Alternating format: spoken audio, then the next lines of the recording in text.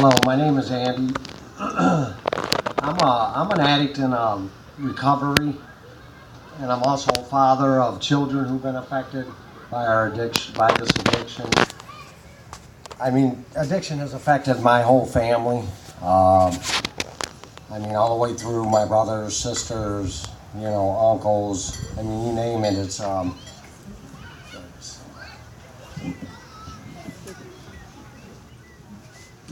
It's been a rough road with what it's done to my family. And first of all, before I get into my story, I want to thank all you people for being here. I want to thank everyone because this support right here means so much to me. This day is huge for me. It's remembering our lost loved ones. I can't express how much this means to me. I went to my first overdose awareness event, and it was August 2016, and my son had just passed. I lost my second oldest son in May, and I was up in the air, and I really didn't know what I was going to do with myself. I didn't know if I was going to retreat to the only thing I knew, drinking, drugging, so I didn't have to feel the pain. I didn't know if I was going to stay sober, and I drugged myself to this event because I was kind of like Jello. I didn't know how to feel. I didn't know what to do. I was kind of just drifting through life, trying to figure out what I was going to do with myself. And when I went to this event, it was in Walled Lake. The people there loved me. The people there made me feel loved. And my story wasn't unique. I mean, there's lots of other people who have been through what I've been through. And they just basically took me in their arms, and they held me tight, and they told me this, everything will be okay. And from that moment is when I knew I had to get a hold, grab a hold of something out this way. And that's how I got involved with FAN.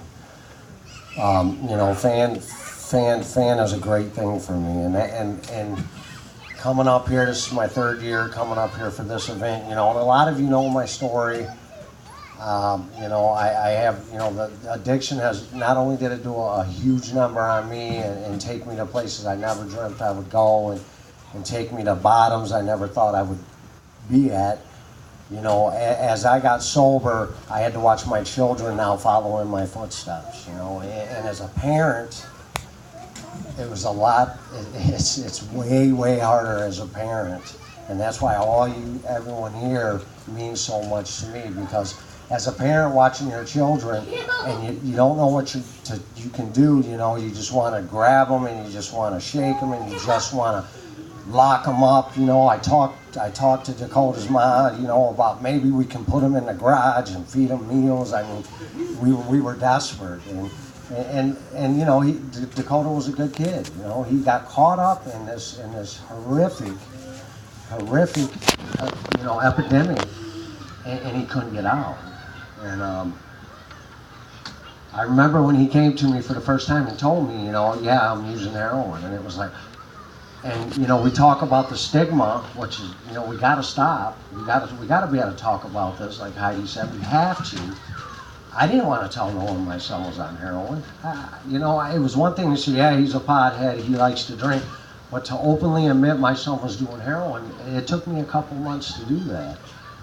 And, so I was part of that stigma. Today, I don't want to be a part of that stigma. On May 5th, 2016. When I found my son, which is an image.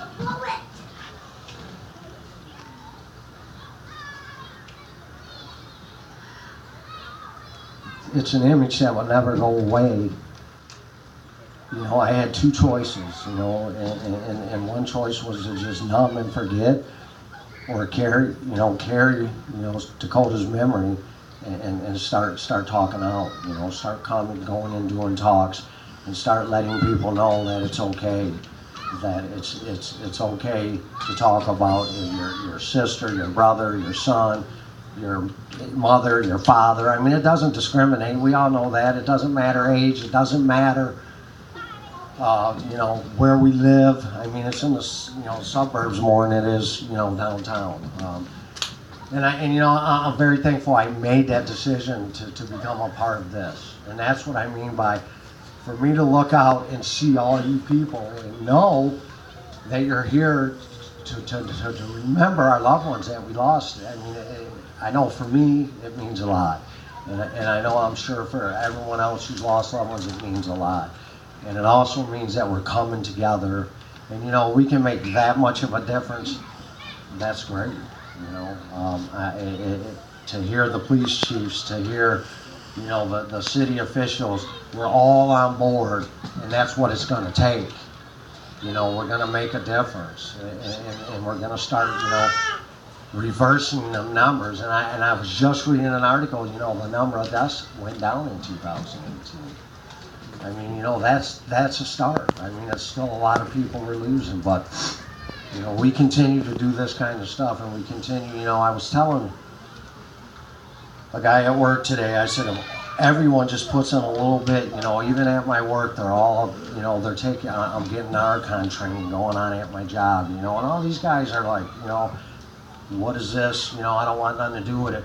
But as I explained to them what it was and what it did, we're having good results, and people are taking this training, and people are having the stuff with them, and that's saving a lot of lives. So, I mean, we obviously got a long ways to go, and I thank God that Fan is here, and this day is here. It's a sad day, but it's a day for me. It's also a day of hope, because to see everyone here, that's hope. That's hope that we're going to change. We're going to change things. I mean, it's Labor Day weekend, and I look all over and see all these people, and it means so much. I mean, my family, my son. It's just great. I wished I could have. There's one thing I always say, and I always say, if I could have done anything, if I had one wish to God, it would have been, God, let me change places with my son, because I just felt like I lived a full life. But you know what? I'm here for a purpose. I'm carrying Dakota. Dakota's memory's never going to die, and I'm going to speak through him. And you know what? We're accomplishing things. So thank you for all coming. Thank you for letting me come up here and share my story.